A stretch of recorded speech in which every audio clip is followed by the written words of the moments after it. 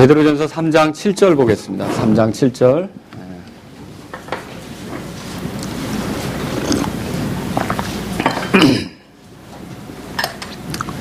다 같이 함께 읽겠습니다. 3장 7절 한 목소리 읽겠습니다. 시작.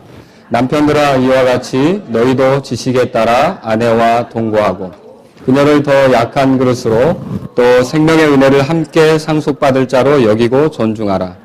그리하여 너희 기도가 방해를 받지 아니하리라. 아멘. 기도하겠습니다. 살아계신 하나님 아버지, 저희 마라나타 침례교회에 이렇게 지금도 방금 30대 부부들이 나와서 찬양 드렸지만 또 여러 부부가 같이 주님을 섬길 수 있는 은혜를 주신 것 감사드립니다. 물론 안타깝게도 이제 남편과 함께 이 자리에 있지 못하는 그런 자매님들, 또 아내와 함께 있지 못하는 그런 형제님도 있습니다.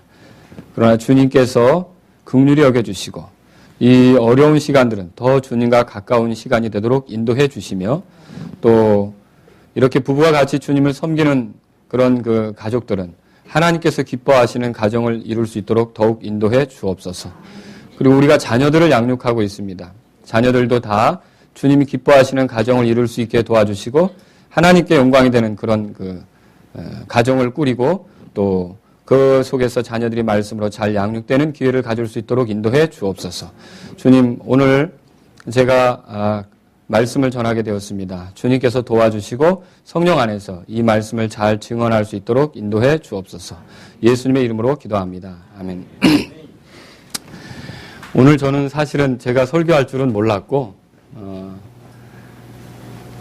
갑자기 아침에 제가 기도하고 있는데 김 목사님께 연락이 왔고 또 이제 아주 위독한 상황이라고 말씀을 하셔서 이제 다녀오시라고 그랬고 조금 있으니까 또 우리 목사님이 또 소천하셨다고 이렇게 제가 듣게 되었습니다.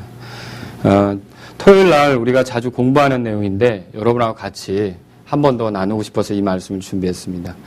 여러분 베드로전서를 기회 있을 때마다 읽어보시라고 제가 한번 권했는데 이거 읽어야 될 이유는 어디 있느냐? 현재 우리의 삶이 어렵기 때문입니다. 너무나 어려운데 이 베드로전서를 보면 베드로전서가 써질 때도 어려운 삶을 사는 그리스도인이 많았어요. 근데 그 어려운 삶을 사는 그리스도인들에게 어떻게 하면 힘있게 지나갈 수 있을까? 이것을 알려주기 위해서 쓴 게 베드로전서입니다. 그래서 여기 베드로전서 1장을 보십시오. 얼마나 많은 어려움이 있는가? 6절에 보면 비록 지금은 필요가 있어 너희가 뭐라고 돼 있죠? 여러 가지 시험으로 인해 잠시 근심하고 있으나 여러 가지 시험이 있다는 거예요. 이런 시험은 어떤 것이냐면 외부로부터 오는 핍박이 될 수도 있고 내가 내적으로 위축될 만한 그런 일도 될 수 있고 또는 어떤 유혹거리도 될 수 있습니다. 이런 많은 것들이 내가 주님 앞에 바로 서지 못하게 만드는 요인들이 될 수 있지 않습니까? 그런데 그럼에도 불구하고 이런 것들을 이기며 갈 수 있는 비결은 어디 있느냐? 저와 여러분들이 산 소망에 이르게 되었다는 걸 생각해야 된다 그랬죠? 3절 보세요. 1장 3절에 보면 하나님 곧 우리 주 예수 그리스도의 아버지를 찬송하리로다. 그분께서 자신의 풍성하신 긍휼에 따라 죽은 자들로부터 예수 그리스도의 부활하게 하심으로 우리를 다시 낳으사. 우리가 궁극적으로 이르게 될 때는 어디예요? 산 소망에 이르게 하시며. 지금 우리가 산 소망을 가지고 있고 이것이 확실하게 드러나게 될 때가 있다는 거죠. 그래서 결국 우리가 살아가면서 어려울 때마다 소망을 생각하는 게 필요합니다. 예수님을 다시 만나는 소망이 여러분에게 있습니까? 이 소망은 어떤 일어날지 아니면 안 일어날지 모르는 그런 그 막연한 기대를 가지면서 바라는 그런 게 아니라 반드시 일어날 것에 대한 기대입니다. 예수님을 만나는 건 여러분들이 반드시 이루어질 줄로 믿으십니까? 또 우리가 언젠가 예수님처럼 변화되는 건 반드시 있어질 일이라고 믿으십니까? 왜냐하면 이런 약속, 이런 소망을 주신 분이 누구냐? 하나님이시고 그분은 전능하시며 아까도 누군가 요절을 외웠습니다. 그분은 사람이 아니시기에 거짓말하지 아니하시고 그분이 하시기로 했던 것에서 뜻을 돌이킴이 없으시고 그분이 반드시 성취하시는 하나님이신 것을 믿으십니까? 그래서 그분의 성품과 능력과 그분의 어떤 지혜와 섭리와 주권을 믿는다면 우리는 소망 중에 이 어려운 세상을 이겨갈 수 있다는 거죠. 그래서 자꾸만 소망을 생각하는 것이 필요합니다. 그런데 그리스도인으로 살아가면서 어려움이 있으니까 소망을 생각하고 힘내. 어려움이 있으니까 소망을 생각하고 힘내. 어려움이 있으니까 소망을 생각하고 힘내. 이런 것만을 위해서 이거 기록된 것이 아니라는 거죠. 저와 여러분들은요, 그렇게 소망을 내야 할 뿐만 아니라 한편으로는요, 특별한 목적을 가지고 살고 있습니다. 내가 왜 사는지 그 목적을 알고 있습니까? 베드로전서 2장 보세요. 거기 목적이 써 있습니다. 그 목적은 9절에 나옵니다. 다 같이 읽겠습니다. 시작. 그러나 너희는 선정된 세대요 왕가의 제사장이요 거룩한 민족이요 특별한 백성이 이것은 너희를 어둠에서 불러내어 자신의 놀라운 빛으로 들어가게 하신 분께 대한 찬양을 너희가 전하게 하려 하심이라. 예, 하나님께 대한 찬양을 전하게 한다. 이 전하게 한다는 말은 무슨 뜻이냐면 선전한다는 뜻이에요. 그분이 어떻게 뛰어나신지, 그분을 칭송할 게 뭔지, 그분을 자랑하며 높일 게 뭔지를 선전하는 도구가 누구예요? 그러니까 우리가 그 선전하는 도구라는 거죠. 하나님께서 우리를 구원하시고 특별한 백성으로 삼으신 이유가 맨날 힘든 문제에 부딪혀서 힘들어. 위로가 있지. 힘들어. 위로가 있지. 이런 식으로만 살게 하는 게 아니라 우리는 하나님의 지혜와 아름다움과 권능, 섭리와 주권 이런 것들을 세상에 알리는 도구다. 그분의 뛰어나심을 알리는 도구다. 이걸 깨닫고 사는 게 필요하다는 거죠.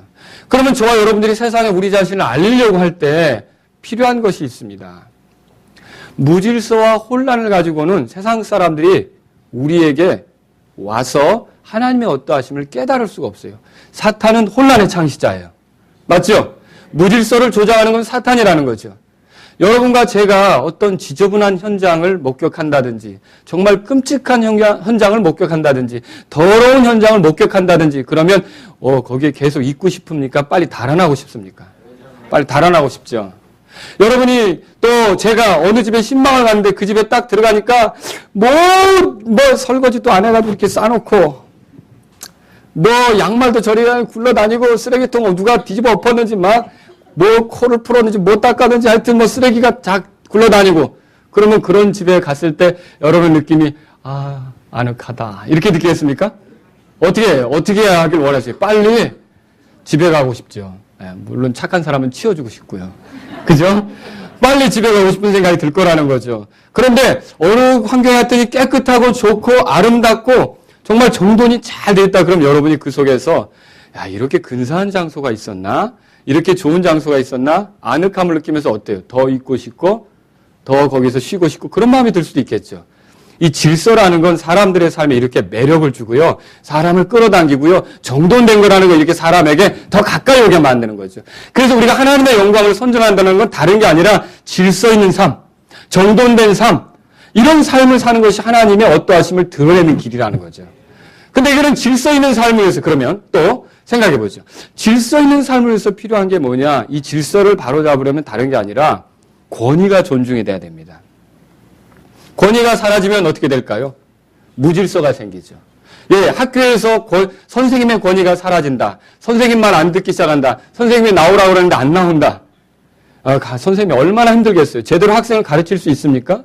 가정에서 아버지가 부르는데 왜 불러? 이렇게 하면서 안 나온다. 그러면 어떻게 되겠어요? 안 온다.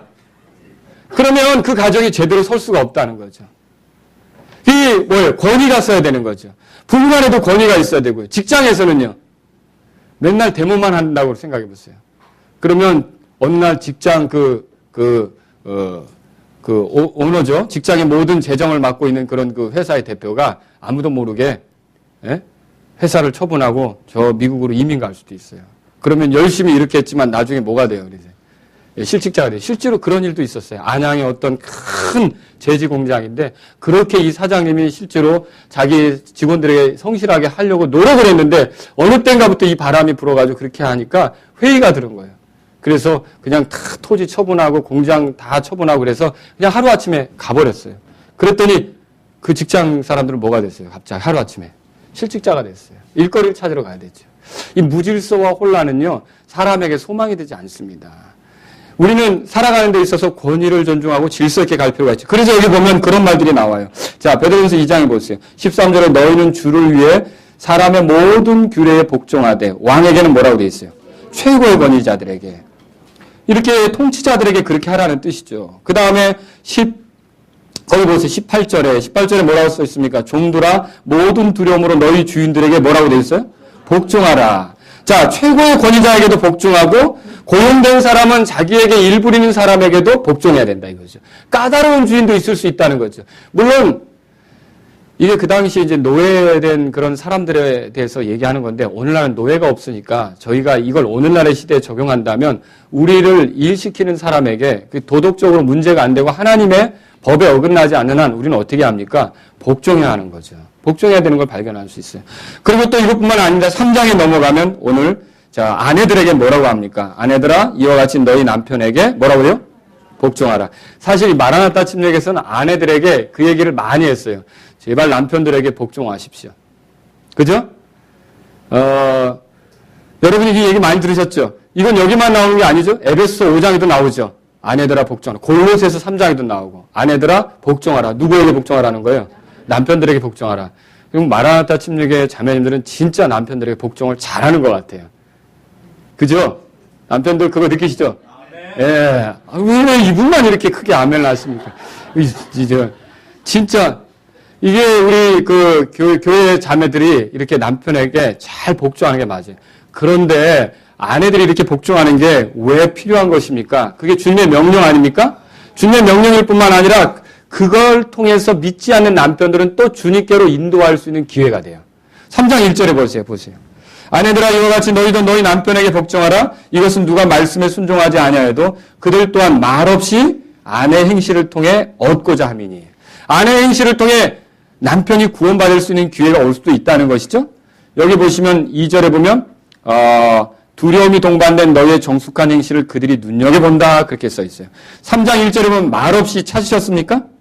예, 말을 많이 한다고 해서 예수님이 어떻고 이런 얘기를 많이 한다고 해서 물론 복음으로 구원받습니다. 근데 내가 말을 많이 한다고 해서 배우자가 자극받기보다는 내가 안 예수님을 내 삶으로 살기 시작할 때 배우자가 자극받기 시작한다는 거죠. 이게 얼마나 중요한 일입니까? 그렇죠? 그래서 믿지 않는 남편을 둔 아내가 있다면 내 삶이 믿지 않는 남편을 주님께로 인도할 수 있는 기회로 생각하시기 바랍니다. 그래서 더 주님의 뜻대로 살려고 이렇게 아내가 더 주님을 섬기는 자세를 보여주면서 사랑으로 이해하면서 이렇게 배우자를 대하겠죠. 또 여러분 왜 아내가 남편에게 이렇게 복종해야 합니까? 그것이 아름다운 장식이 되기 때문에 그래요. 사실 오늘날 세상 사람들은 외모로 꾸미기를 좋아하죠. 그렇죠? 그러나 정말 하나님께서 원하시는 단장은 내면의 사람이에요. 3절 보세요. 너희가 단장하는 것은 머리를 닦고 금으로 치장하며 옷을 차려입는 그런 외적 단장으로 하지 말고 뭐라고 되어 있어요?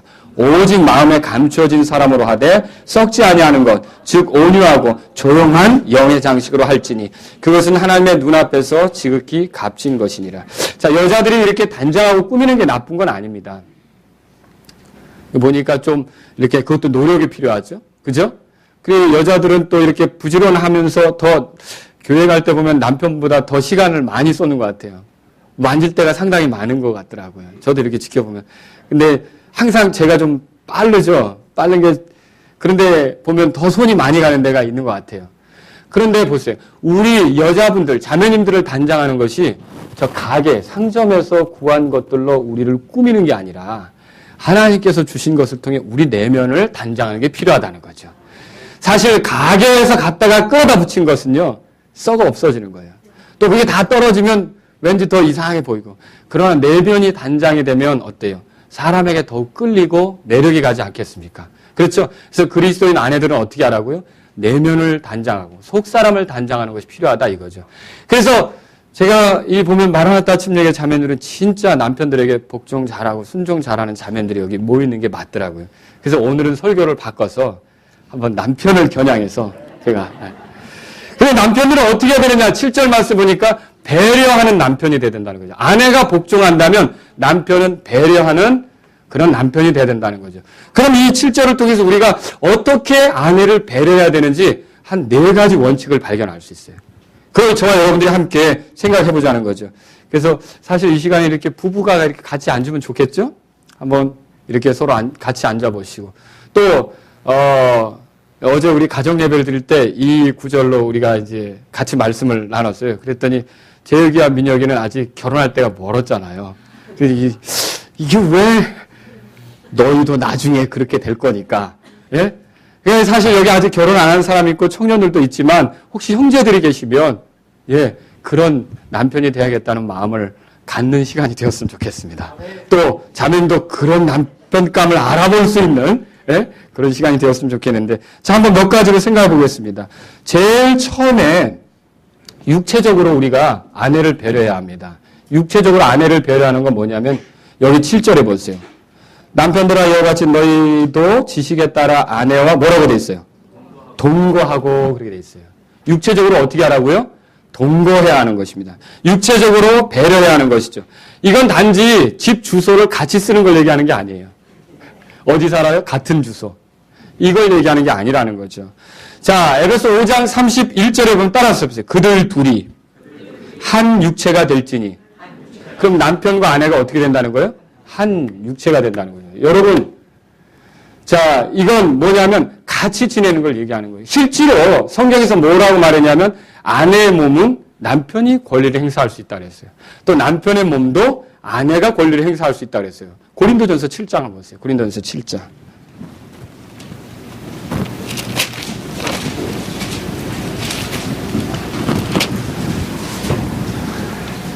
분위기를 딱 잡고 남편이 아내의 몸을 싹 잡는데 왜 내 몸을 건드리고 그래? 여러분 결혼하면 내 몸이 아닙니다. 이 몸은 남편 몸이 된 겁니다. 아, 자매님들 그렇게 안 믿으십니까?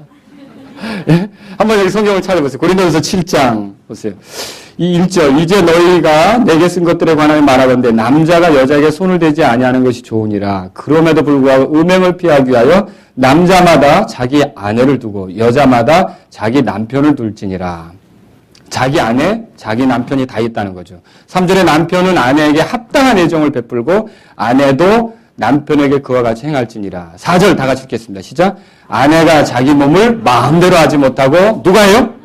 남편이 하면 다시 남편도 이와 같이 자기 몸을 마음대로 하지 못하고 누가 해요? 이거 권리가 누구에게 있다는 것입니까? 배우자에게 있다는 거예요. 서로에게 있다는 거죠. 그래서 서로 육체적으로 하나가 되고 이거 하나님이 허락하신 거예요. 결혼관계 안에서. 그래서 같이 동거하는 게 필요하다는 것이죠. 심지어 여러분 남편이 기도하러 갈 때 예를 들어 별거를 해야 된다 이런 문제도 아내와 동의가 되어진 상태에서 돼야 된다는 거죠. 그래서 사실은 이렇게 주말 부부가 별로 좋은 성경적인 방식은 아닙니다. 오늘날 마지막 시대에 어쩔 수 없이 만들어진 그런 형태의 이제 그 가정 관계죠. 가족 관계죠. 그 다음에 또 남편은 밤에 일하고 아내는 낮에 일한다든지 서로 얘기하기가 어려운 상태. 이것도 좋은 건 아닙니다. 항상 남편과 아내는 어떻게 하냐면 동거하라 그렇게 돼 있어요. 육체적으로 같이 지내는 거죠.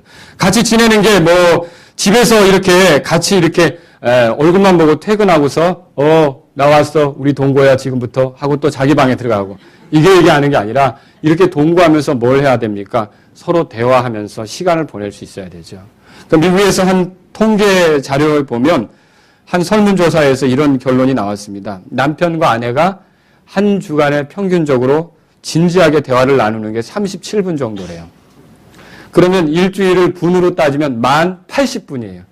만 80분인데 80분도 채 안 되고 37분 정도 진지하게 대화를 나눈다는 거죠.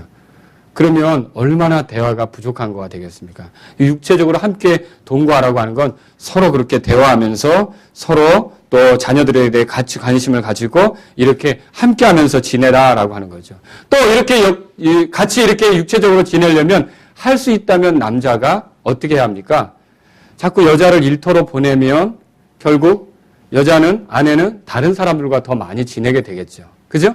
자녀들을 돌보고 이렇게 해야 되는데 오늘날 사회가 어려워져서 어쩔 수 없이 여자가 일을 하러 가는 경우가 있습니다. 그러나 할 수만 있다면 어떻게 합니까? 네, 아내가 집안 가정을 꾸리는 것이 우선이라는 걸 여러분 알고 있습니까? 한번 보세요. 그게 믿기지 않으면 디도서 2장을 펴보세요. 디도서 2장. 물론 아이들이 다 커서 활동을 할 수 있다면 상관이 없습니다. 그리고 이제 내가 어떤 자녀가 없는 상태에서 그런 활동을 할 수도 있겠죠. 근데 보세요. 2장 4절에 보면 이것은 그들이 젊은 여자들을 가르쳐 맑은 정신을 가지며 자기 남편과 뭐라고 되어 있어요? 이 여자들에게 자기 남편과 자녀를 사랑하는 게 우선이에요. 그 다음에 신중하고 정숙하고 그 다음에 또 뭐가 나옵니까? 가정을 보살피는 게 또 중요한 문제예요. 그 다음에 선하고 뭐라고 되어 있어요? 자기 남편에게 순종하는 자가 되게 하려 함이니. 이게 우리가 결혼한 자매님들이 보여줘야 될 그런 아름다운 태도라는 거죠. 디모데전서 5장도 보십시오. 디모데전서 5장 14절에 다 같이 읽겠습니다. 시작. 그러므로 나는 젊은 여자들이 결혼해서 자녀들을 낳고 가정을 꾸리며 대적에게 비방할 기회를 전혀 주지 말기를 원하노라. 자, 뭐가 강조가 되고 있어요? 아내에게 있어서 여러 가지 재능을 밖에서 발휘하기도 하고 사회 사업을 하기도 하고 또 봉사활동도 하고 다 할 수 있는데 제일 우선순위는 어디에 있어야 된다는 겁니까? 가정에 있어야 되는 거죠. 가정을 살리면서 그런 일을 하면 문제가 안 돼요. 가정을 돌보면서 그런 활동을 한다면 문제가 안 되죠. 그러나 내가 아무리 밖에서 좋은 활동을 해도 내 자녀들이 망쳐지고 있거나 돌봄을 받지 못하거나 그러면 그것은 더 큰 손해와 피해를 입는 결과가 주어진다라고 하는 것이죠.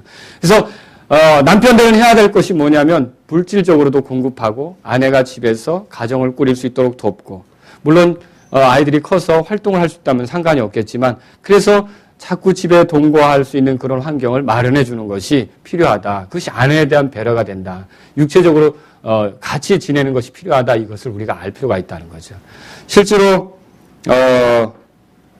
우리가 기도하기 위해서 아까 고린도전서도 그게 나오지만 기도하기 위해서 좀 서로 떨어져 지낼 수도 있지 않습니까? 그런 경우도 배우자가 허락을 할 때 그렇게 가능하다는 거죠. 그죠? 몸이 몹시 아프지만 나는 아프지만 당신이 오늘 교회 가서 섬길 일이 있으니까 다녀오세요. 그럼 갈 수 있어요. 근데 너무 힘들고 어려워서 나 좀 도와달라고 이렇게 하면 교회도 와야 되지만 배우자를 놓고 어떻게 해야 될까요? 그때는 같이 있어주는 것도 필요하다는 것이죠. 우리가 그런 것도 배울 필요가 있어요. 아내에 대해서 배려해야 된다는 거죠. 자, 두 번째로요. 자, 육체적으로는 동거해야 된다 그랬죠? 자, 이제 지적으로요. 지적으로 어떻게 합니까? 베드로전서 3장에 보십시오. 베드로전서 3장에 보면 7절에 남편들아 이와 같이 너희도 뭐라고 돼 있어요? 지식에 따라 동거해야 된다. 그렇게 돼 있죠. 자, 아인슈타인 박사 부인에게 어떤 사람이 물었어요. 상대성 이론에 대해서 다 아십니까? 아인슈타인 부인이 알겠어요? 모르겠죠. 몰라도 그러나 아인슈타인은 제가 압니다. 네? 미스터 아인슈타인은 내 남편이고 내가 잘 압니다. 우리가 어떤 부분에 대해서 잘 모를 수도 있습니다. 그러나 그 사람에 대해서 그 사람이 뭐 이렇게 가르치는 거나 그 사람이 어떤 이것들을 잘 모르지만 그 사람의 인격에 대해서는 알 필요가 있지 않습니까? 그죠? 자, 이 부부가 같이 살아갈 때 필요한 것이 있습니다. 상대편을 알려고 하는 노력이라는 거죠. 그게 지식에 따라 동거하는 거예요. 얼마나 서로를 알려고 노력합니까? 되게 결혼하기 전에는 어때요? 서로를 막 알고 싶어서 막 굉장히 쫓아다니고 붙어 다니고 막 노력하고 아까 봤는데 또 보고 아까 들었는데 또 듣고 막 이렇게 하죠. 근데 결혼하고 나서는 더 이상 그런 생각을 안 갖고 노력을 안 하는 거죠. 그래서 여러분 결혼 생활에 꼭 어디 중퇴하는 것처럼 그렇게 하면 안 됩니다. 끝없이 나가야 되는 거죠. 계속 노력하다 보면 실제로 한번 그렇게 얘기해 주실 수 있습니까? 옆에 배우자가 계시면 나는 결혼할 때보다 지금이 더 좋아. 한번 그렇게 말할 수 있는 분 있으십니까?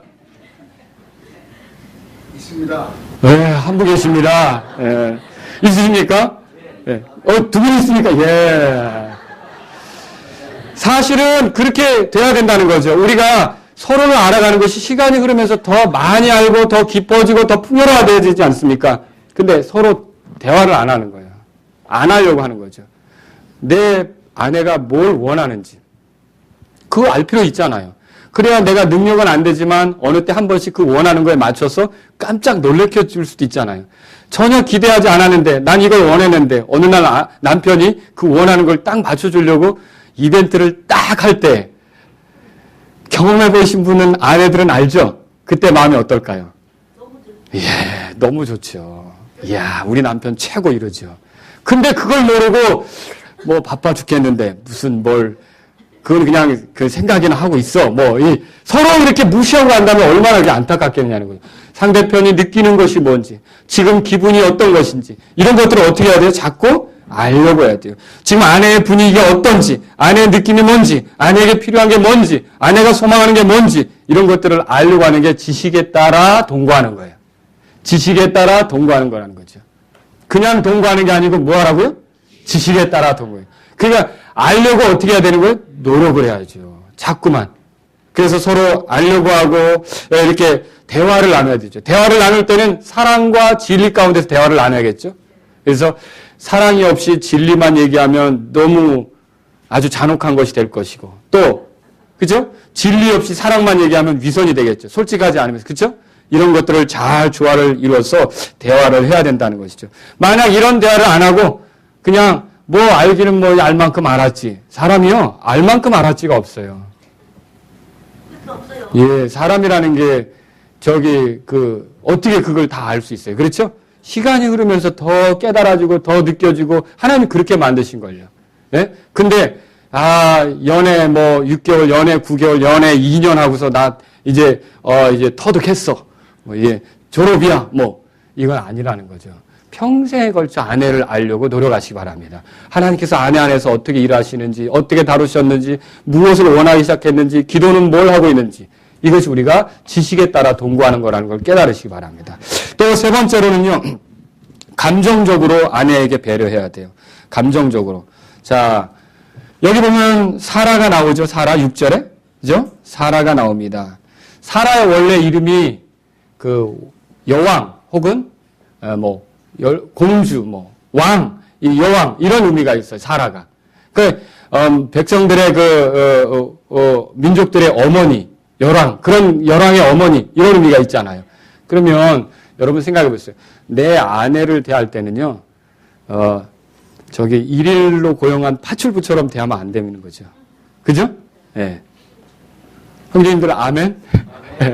어떻게 대해야 합니까? 예, 저 중세시대의 기사가 공주에게 서약을 맹세하고 지켜드리겠습니다. 뭐 하면서, 기사도의 정신을 발휘하면서 여자들에게 이렇게 하는 것처럼 남편은 어떻게 해야 되는 거예요? 자기 아내를 왕비로 대우하시면 곧 그가 왕이 될 줄로 믿습니다. 그러나 자기 아내를 파출보로 대하면 그분은 정원사가 되는 것입니다. 알겠죠? 그래서 자기 아내를 어떻게 대해야 되는 거예요? 예, 왕비처럼. 그렇게 귀하게. 그게 존중하는 거예요. 여기 보면 성경에 그렇게 써 있어요. 7절에 보세요. 자, 지식에 따라 아내와 동거하는데 그녀를 어떻게 하고요? 더 약한 그릇으로 여기라 그렇게 돼 있어요. 그렇게 더 약한 그릇. 아내는 어때요? 도덕적으로 나보다 더 약하죠? 보니까 죄를 나보다 더 잘 짓죠? 남자보다. 아니죠. 그걸 어떻게, 어느 때는 남자가 더 잘 짓고, 어느 때는 여자가 더 잘 짓는데. 그쵸? 그게 없잖아요. 이게 도덕적으로 얘기하는 게 아니에요. 또, 어때요? 이거는 아내가 영적으로 더 약한 그릇이라는 것입니까? 아니요. 어느 때는 아내가 더 믿음이 더 돈독할 수도 있는 거죠. 그죠? 이 얘기를 하는 게 아니에요. 아내가 약한 부분이라는 거는요, 예, 이 힘이 보편적으로 남자와 여자가 딱 쓰면 어떤 육체적으로 뭔가를 할 때 아내보다 남편이 더 힘이 있다는 거죠. 그죠? 예외적인 경우도 있습니다. 역도 선수 아내를 뒀다든지 이런 경우는 예외지만 보편적으로 어때요? 그죠? 대개 보면 여자가 힘을 쓰는 거하고 남자가 힘을 쓰는 거하고 다르죠. 그렇죠? 아내가 약하다는 걸 알아야 돼요. 그래서 내가 오늘 이사 왔으니까 당신 내 직장 갔다 올 동안 피아노 여기다 옮겨놓고 냉장고 저기다 해놓고 세탁기 들어서 이쪽으로 넣어놓고 이렇게 하면 안 되고 어때요? 건드리지 마. 퇴근할 때까지. 내가 퇴근하고 와서 다 해줄 테니까. 우리 형제들은 다 그러시죠? 예, 좋습니다. 예, 이렇게 하면서 아내가 힘들지 않도록 또 약한 존재잖아요. 육체적으로 힘이 없으니까 어떤 거 대처할 능력이 안 될 수도 있고요. 그쵸? 그러면 어때요? 밤늦게, 아내가 늦게 퇴근해서 온다. 그러면 11시 온다, 10시 온다. 그러면 안 되는데 무슨 일이 있어서 그런다. 그러면 어떻게 돼요? 버스 정류장에 가서 기다리셔야겠죠? 예, 제가, 작년 겨울에, 올 겨울은 말고 작년 겨울에 감동받은 뉴스가 있어요. 이 남편은 실직을 하고 어쩔 수 없이 집에서 일을 하는 남편이에요. 근데 이 남편은 아내가 이제 어쩔 수 없이 직장을 가지고 있으니까 일을 해야 되는데 어떻게 하냐면 아침에 눈이 온 날 집 앞에서부터 버스 정류장까지 비지를 했어요. 비지를 딱 해놓고 혹시 읽어보신 분 있어요? 예. 사랑하는 아내 잘 다녀오라고 딱. 저도 그렇게는 안 해봤거든요. 정말로 아내에 대한 그런 생각이 얼마나 밤늦게 여러분 아내가 온다 그러면 기다리려고 하고, 밤늦게 어디 간다 그러면 같이 가주려고 하고, 이런 것들이 우리에게 있어야 약한 그릇으로 여기고 존중하는 것이 된다는 거죠. 당신 팔뚝 굳지? 혼자 갔다 와. 이러면 안 된다는 거죠. 당신 이제 운동했지? 태권도 하는 줄 알아? 알아서 와? 이거 아니라는 거죠. 같이 이렇게 약한 그릇으로 알고 존중하고 이런 것이 필요하다라고 하는 것입니다. 여기 보면 우리가 보통 데이트할 때는 참 예의 바르죠. 그래서 형제들이 소년이었을 때, 이 소녀의 마음을 얻고 싶어서, 소녀요 하면서 얼마나 열심히 합니까? 그래서 약혼을 하죠.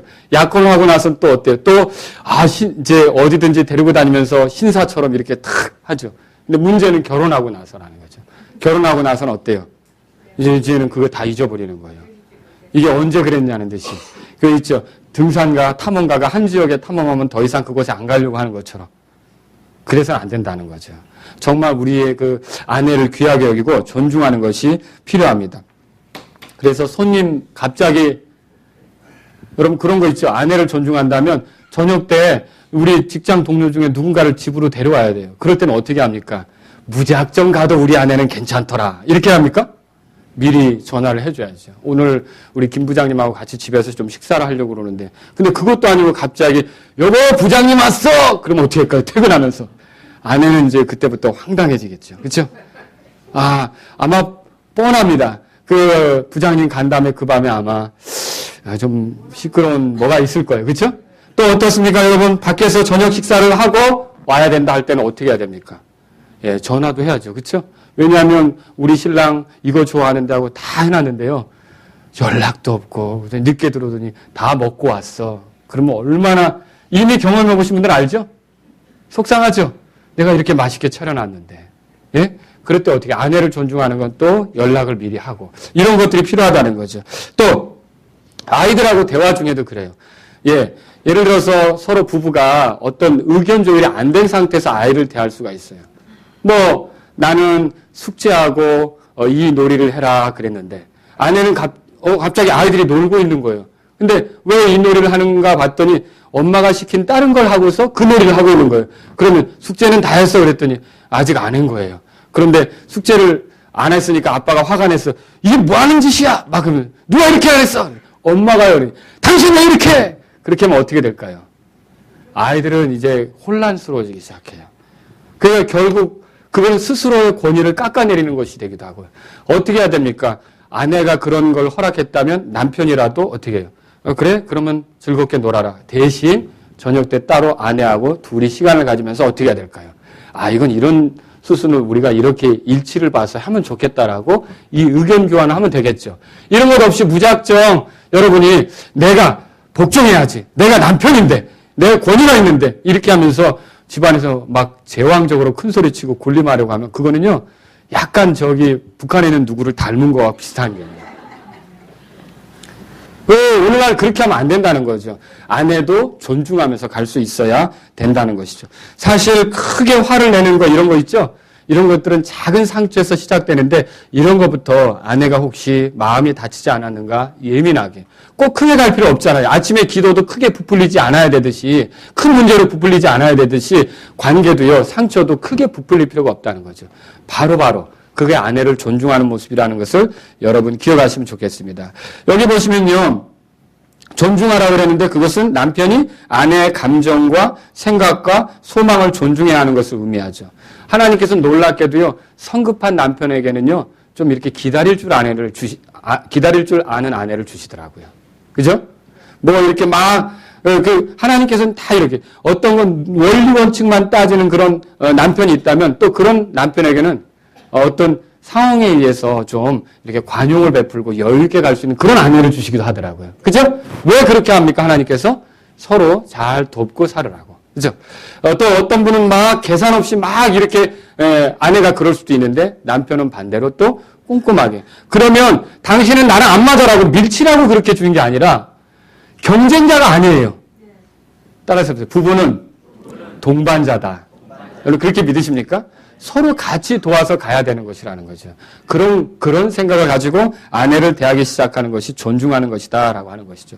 그래서 아내가 집안의 사랑의 온도계와 같아요. 그 온도계를 맞추는 사람은 누구냐면 온도 조절계는 남편이라는 거죠.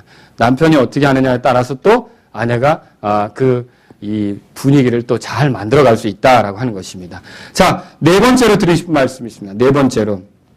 제일 처음에 육체적으로 뭐하라 그랬죠? 동거하라 그랬죠. 또 지적으로는요, 지식에 따라 동거하라 그랬죠. 또 이 감정적으로는요, 존중하라 그랬죠. 약한 그릇으로 알고 존중하라 그랬죠. 이제 네 번째로 영적으로 우리가 생각해 보겠습니다. 7절 끝에 보면 이렇게 돼 있어요. 그리하여 너희 기도가 방해를 받지 아니하리라. 사실 베드로가 이 편지를 쓸 당시에 부부가 같이 기도하는 것을 생각했다는 걸 알 수 있습니다. 그러니까 구원받은 그리스도인들끼리는 부부가 같이 기도할 수 있어요. 자, 우리 마라나타 침례교회에서야 대표 기도를 주로 누가 합니까? 아니, 꼭 남자가 하죠. 형제가 하죠. 그죠? 권위를 가지고 있으니까. 그러나 가정은 교회가 아니에요. 그래서 여러분들이 가정에서 가정 예배를 드릴 때는 그거는 또 가정이기 때문에 자녀들에게 기도를 시킬 수도 있어요.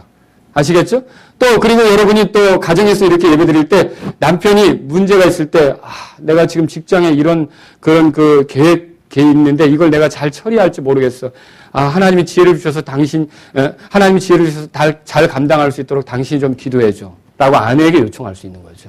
또 아내도 반대로 이런 문제를 우리가 같이 기도해야 될 것 같아요, 여보 하면서 남편에게 기도를 요청할 수 있는 거죠. 자, 서로 기도가 잘 되고 있다. 그러면 그 부부가 어떻게 전쟁 중인 것 같아요? 잘 지내는 것 같아요? 잘 지내죠. 근데 전쟁 중일 땐 기도가 잘 될까요? 안 될까요? 화내고서 열심히 화내고서 이리와 기도하게. 돼요? 막 이렇게 속상하게 막 해놓고서 기도하자고? 이게 되냐고요? 어때요? 그래, 기도하려면 서로 더 잘 지내야 되죠. 그래서 같이 기도하는 걸 추구하려면 어떻게 되는 것입니까? 서로 더 잘 지내야 되죠. 또, 기도하다 보면 또 잘 지내게 돼 있어요. 기도하는데 어떻게 서로 불편한 걸 가지고 쌓아두며 사느냐는 거죠. 사실, 기도하지 않는 부부들도 행복하게 사는 경우가 있어요. 간혹 텔레비전에 토크쇼 같은 데 나와서 이야기하는 부부들을 보면 예수님 안 믿고, 기도 생활 안 해도 우리 부부는 이렇게 금슬이 좋아요 하고 나와서 얘기하는 커플들이 있죠. 그런 짝들이 있잖아요. 하나님이 주신 은혜로 그렇게 되는 거죠. 그 사람들은 모르지만 하나님이 주신 복으로 그렇게 산다는 거죠. 그러면 그 사람들도 그렇게 행복을 느낀다면 기도하는 우리가 하나님께 우리 가정의 문제와 내 배우자와의 관계 문제를 늘 주님께 아뢰면서 갈 때 얼마나 이 가정이 더 견고하고 행복하게 될 수 있느냐는 거죠. 그래서 사실은 우리가 영적으로 배려해야 되는데 같이 나도 개인적으로 기도할 시간을 갖고 아내도 개인적으로 기도할 시간을 가져야 되지만 서로 같이 기도함으로써 또 어때요? 더 주님께 가까이 가도록 도울 수가 있다는 거죠.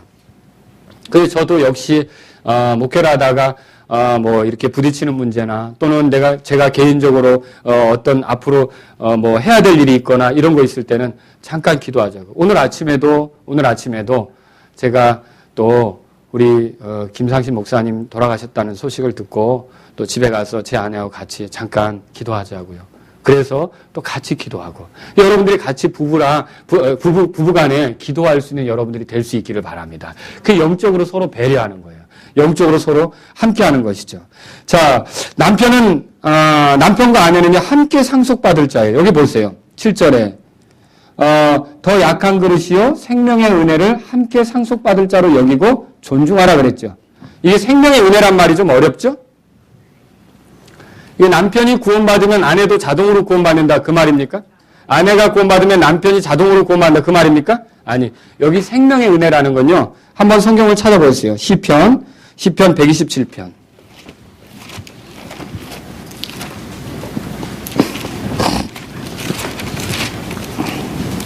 127편 3절입니다. 다 같이 읽겠습니다. 시작. 보라, 자식들은 주의 유산이요 태의 열매는 그분의 보상이로다. 아멘. 여기 자녀에 대해서 얘기하고 있죠. 자녀는 하나님께서 주신 보상이라고 말하고 있죠. 이 생명의 은혜는 다른 게 아니라 이 생명을 낳는 은혜를 부부가 같이 누리게 된다는 거죠. 사실은 제 아이들 삼형제가 바르게 자라는 걸 우리 성도님들도 원하겠지만 가장 이 삼형제가 잘 성장해서 주님을 위해 살기를 바라는 그 두 사람을 찾으라면 누가 될까요? 엄마, 아빠죠. 그 자기들이 얻은 생명의 그 은혜를 그 생명을 그래서 얻은 그 자녀들이 더 잘 자라도록 이렇게 같이 보면서 또 위로받고 기뻐할 수 있는 사람들은 두 사람을 꼽으라면 누가 될까요? 엄마, 아빠죠. 실제로 저 역시도 이 자녀들로 인하여 위로가 될 때가 있다는 거죠. 이렇게 힘들고 지칠 때 자녀들과 같이 산책을 하면서 아이들이 뛰어다니면서 아이들하고 장난치면서 아이들과 이런저런 얘기하면서 어때요?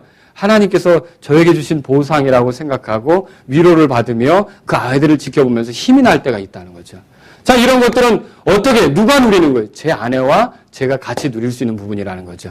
이런 것들을 함께 상속받을 자로, 함께 누릴 수 있는 자로 하나님께서 아내를 정해 주셨다면 아내를 소중히 여기고 함께 할 수 있기를 주의 이름으로 바랍니다. 그래서 오늘 여러분이 한번 돌아보십시오. 여러분은 배우자를 동반자로 생각하십니까? 경쟁자로 생각하십니까? 동반자로 생각하십니까? 또 여러분은 영적으로 되고자 서로 돕고 있습니까? 단지 그냥 다른 가족들처럼 그렇게 살기를 더 잘 먹고 잘 살기를 바라서 그렇게만 달려가고 있습니까? 또 여러분은 외형에 의지하고 있습니까? 영원한 것에 의지하고 있습니까? 모조에 의지하고 있습니까? 참된 것에 의지하고 있습니까? 또 여러분은 얼마나 서로를 알고자 노력하십니까? 사실 서로를 알지 못하면 오해가 생겨요. 오해가 조금 생긴 것이 해결을 안 하다 보면 더 커지고 커져서 나중엔 갈라서는 게 생기죠. 오늘날 보면 황혼 이혼이라고 들어보셨습니까? 예, 잘 사는 것 같은데 나중엔 애들도 다 출가시켰다. 이제는 끝냅시다 하고 같이 법원으로 향하는 사람들도 생길 수 있다는 거죠. 자, 이거 왜 이런 일이 생깁니까? 서로에 대한 알미 부족했고 또 서로를 존중하는 게 부족했기 때문에 이런 것이 생길 수 있다는 거죠. 자, 제가 왜 이 말씀을 드립니까? 여러분의 가정이 남편과 아내가 견고하게 사랑하며 자녀들을 잘 양육하는 모습을 보면 믿지 않는 그런 가족들 있잖아요. 또 구원받지 못한 그런 사람들의 가족들 있잖아요. 이 사람들이 저와 여러분들을 보면서 하나님이 어떤 분이시길래 저 가정은 저렇게 아름답고 질서 있게 하셨을까를 깨닫게 하신다는 거죠. 그러면 그들이 어떻게 될까요? 우리 가족들을 보면서 하나님께로 돌이킬 수 있는 기회를 가질 수 있지 않겠습니까?